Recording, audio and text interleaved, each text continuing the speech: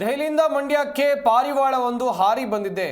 1790 kilometre ಹಾರಾಟವನ್ನು ನಡೆಸಿ Pigeon ರೇಸ್ನಲ್ಲಿ ದಾಖಲೆಯನ್ನ ಮಾಡಿದೆ. ಈ ಪಾರಿವಾಳ 1 ವರ್ಷದ ಅಭಿಮನ್ಯು ಹೆಸರಿನ ಪಾರಿವಾಳ ಈ ಸಾಧನೆಯನ್ನ ಮಾಡಿರೋದು.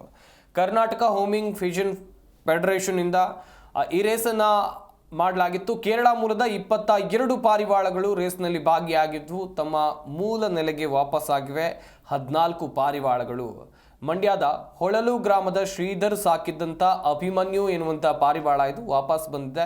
ದೆಹಲಿಯಿಂದ ಮಂಡ್ಯಕ್ಕೆ ಹಾರಿ ಬಂದಿದೆ. ಈ ಪಾರಿವಾಳ 52 ದಿನಗಳ ಬಳಿಕ ದೆಹಲಿಯಿಂದ ಮಂಡ್ಯಕ್ಕೆ ಬಂದು ದಾಖಲೆಯನ್ನ ನಿರ್ಮಿಸಿದೆ.